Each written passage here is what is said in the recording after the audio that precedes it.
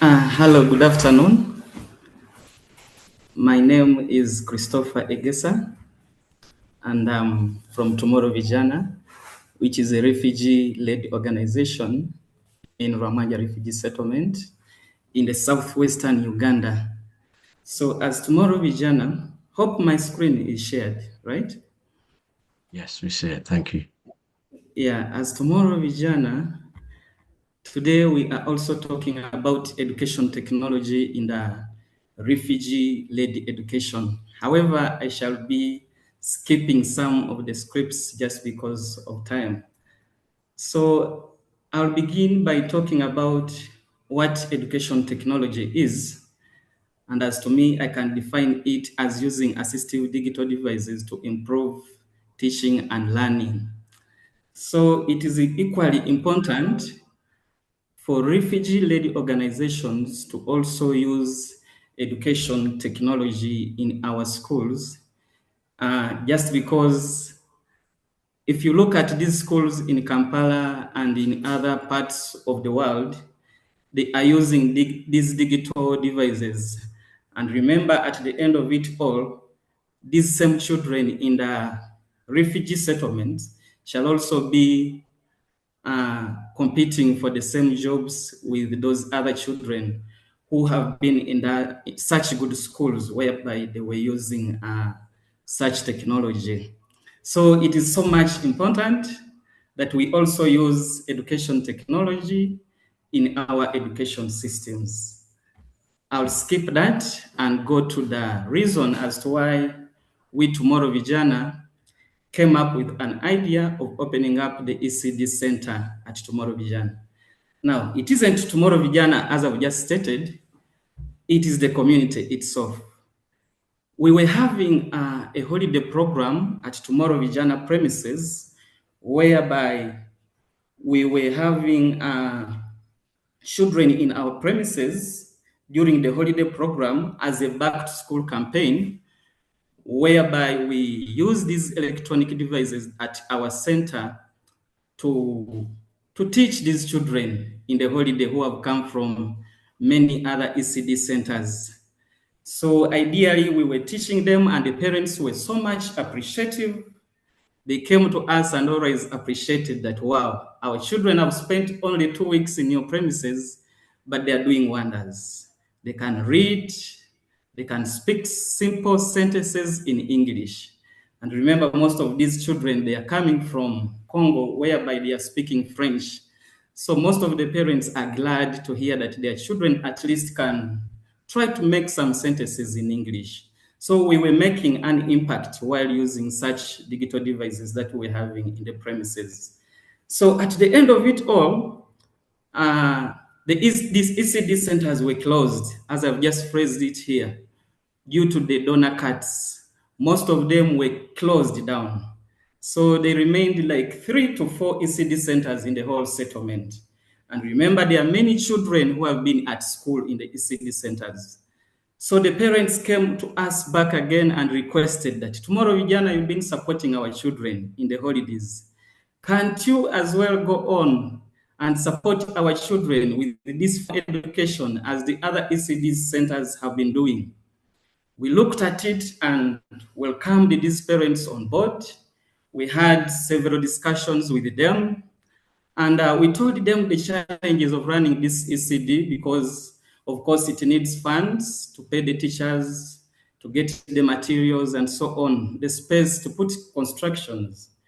And the parents themselves were willing and said, no, we can contribute something small. You know, refugees are vulnerable, they are not working, they don't have money. But if they are willing to at least pay something small as a contribution, it means they are so much willing for their children also to be in such, to find such good education. As I told you before, they also want good education, however, they can't find it within. And also now, as a matter of fact, the ECD centers have been closed. So they said we can contribute something small and said, well and good. Those who can bring some small money, they can. Those who can bring books, they can, to just sustain this program. because the whole issue rotates around sustainability. How can we sustain this program? So the parents were willing and they accepted. They brought their children. And as a matter of fact, right now we have 120 children in our ECD center at Tomorrow Vijana. So these 120 were not the only number we could have hosted. However, most of them were still coming and saying, even me, I have a child, can you put them on board? But we said because of the limited space, we have only one structure, which has 2 classrooms. We can't accommodate more than that. So that means parents outside there, the children outside there, need such education for their children.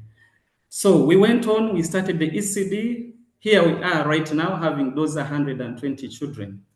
So when we speak about education technology, how we are using it in our system in the ECD center, as I've portrayed that picture before you, we now use such technology, the computers that we have in our laboratory, because remember we had computers before which we were using to teach the adults and the youths digital literacy. So we said we can integrate these very computers. We also introduce these children onto digital literacy as young as they are. I saw one of the questions was, at what age, how soon should we introduce digital literacy to the children, to people? And my answer today is as soon as they join education. So as soon as ECD level, they should be at least using these digital devices. So because as children, they learn best while viewing something. They learn best while touching. They learn best when there is an audio saying something. They will listen unto it repeatedly and they will capture it as children. So we are using these computers to these children to introduce them earlier. Also remember the adults, when you teach them computer at a later age, when they were not introduced to it earlier on, they take a long period of time to adjust. I've been seeing many teachers around, they are moving around, but they can't even type anything using the computer. So the challenge is they never began with such a foundation at an earliest age. So as Tomorrow Vijana, we decided and said, no, let's introduce this to these young children at a very low age in that they can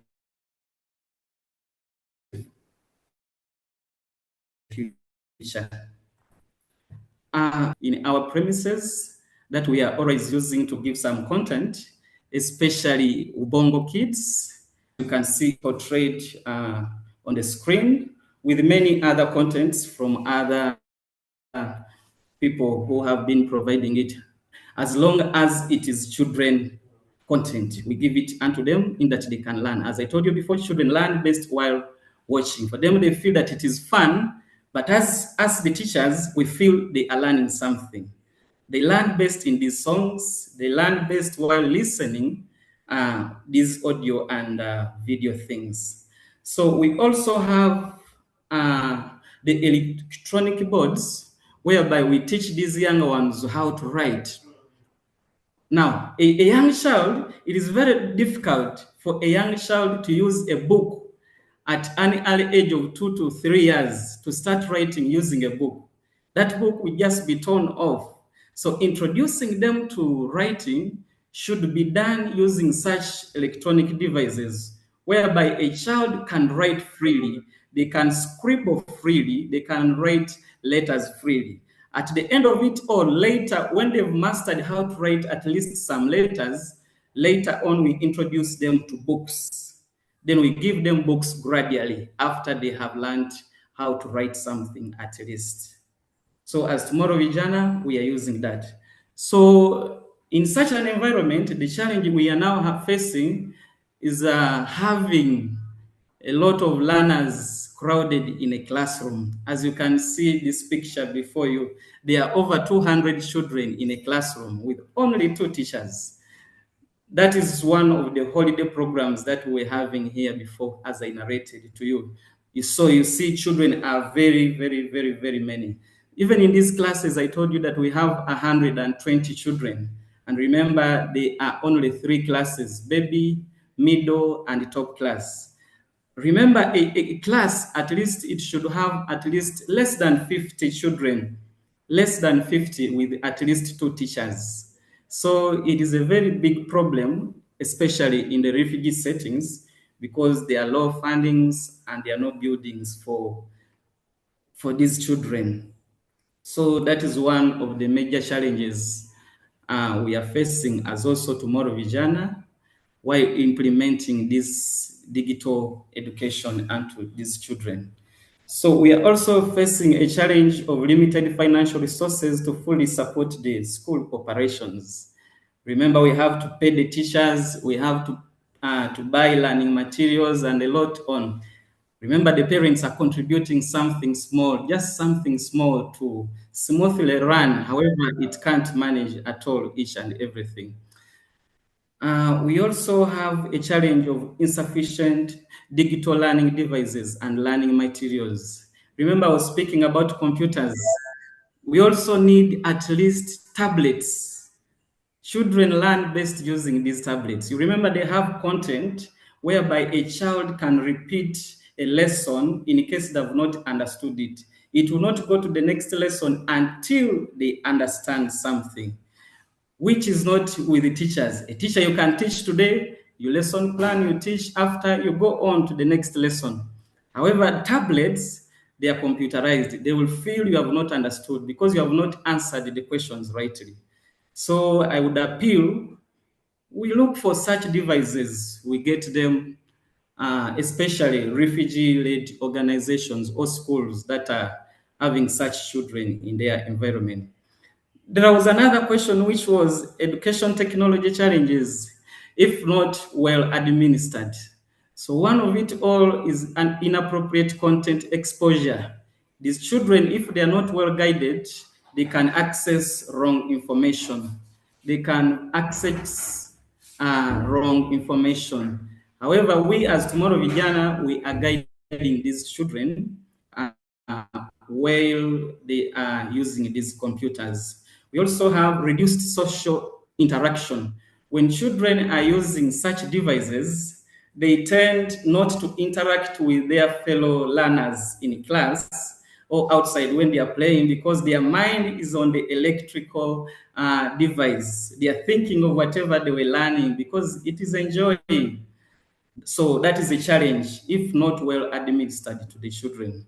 We also have a challenge of reduced home bondage. When these children go back home, it is the same point as the one I've just mentioned. They would love to interact more with the TVs that are at home because they were enjoying it at school. So it reduces the bondage within them and the parents.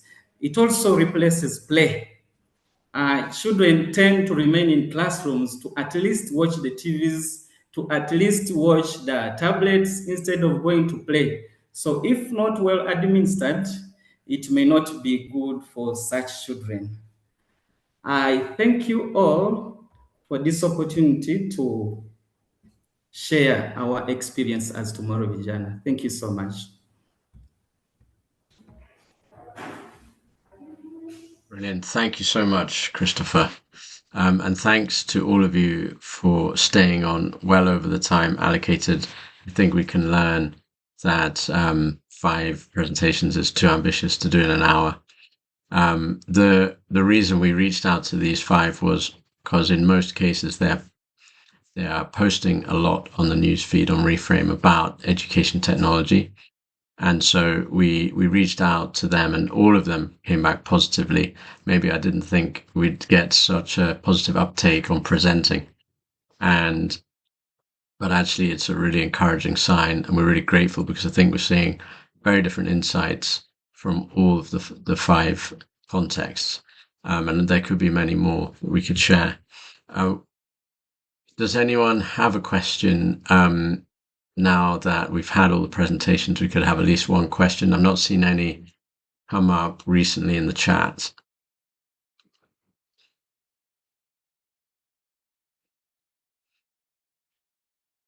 I I think I could have one question for tomorrow, Vijana, but also maybe for some of the other presenters, if there's no one else. Maybe to you, Christopher, and also Matthias. I can see you're here. I really appreciate all the points you've made about the quality of the education that can be received through technology, and also sharing the risks and why it needs to be well thought through and administered well. My question is, in Ramwanja, when you have a context of many children out of school, and certainly many children out of quality education now, with the aid sector run schools being very underfunded and undersupported, as you could see from I could see from your presentation that there's a high demand for for starting an ECD, and maybe it might eventually turn into a primary school and evolve from there.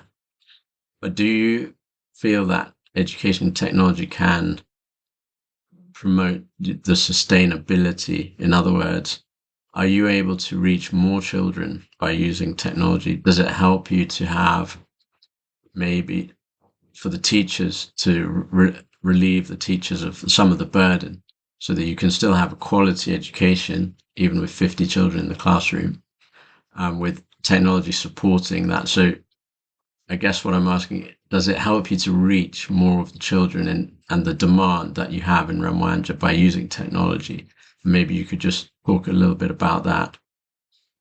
Yeah, back to you, Christopher or Matthias, on that point. Does it help you reach more children?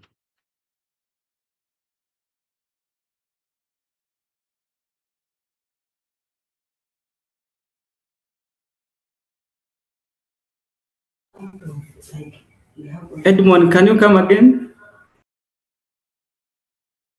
Yeah, Matthias, did you hear my question?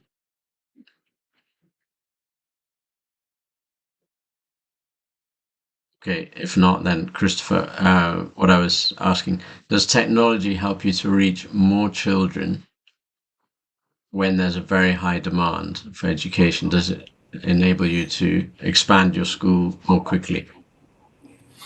Yeah, yes, Edmond. I just wanted to respond. It is really great to have presented this, and it really helps us to reach more children, and more especially when we are conducting school go back to school campaigns. We use the content of Ubongo that we share with different families, we share with different parents, and you find that whenever a parent is carrying a smartphone, you find children are so much interested in joining and watching. So this is one way to talk to parents and to share the content of the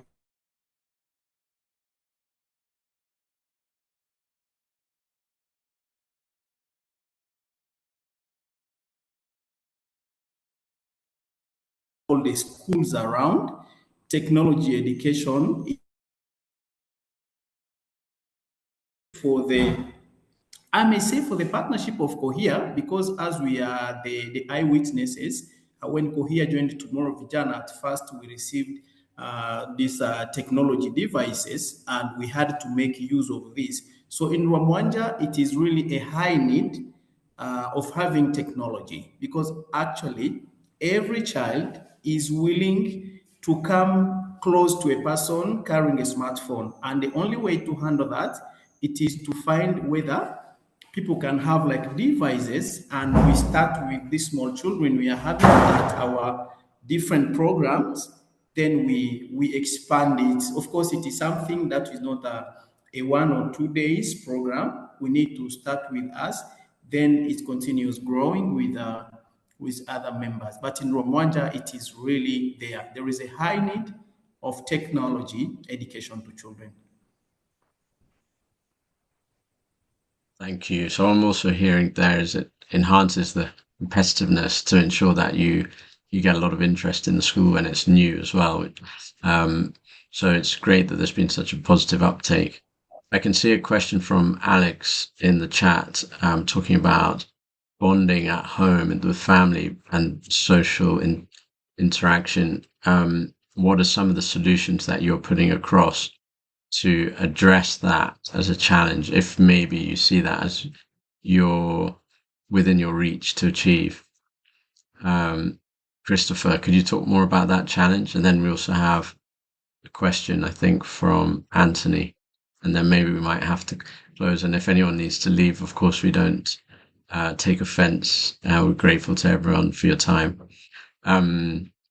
But yes, Christopher, what else could you say about social media or digital, um, and the family bonding question?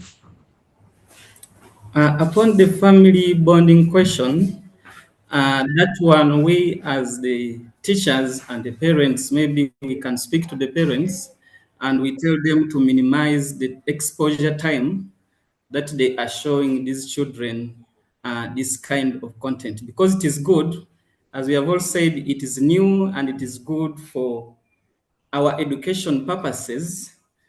However, we need to limit on the time that we expose this unto our children. Yeah. I think that also partly answers Justin's question around that, limiting the time, being responsible. A lot of, I think this technology is designed to be addictive and to be catchy sometimes, and that isn't always a positive thing. So being responsible as adults, with a duty of care around that question and being aware of the risks of that as well. Um, so do we still have a question from Anthony before we close?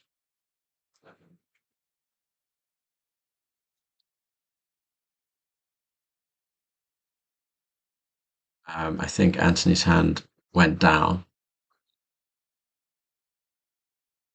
but you're still welcome to contribute if you're there.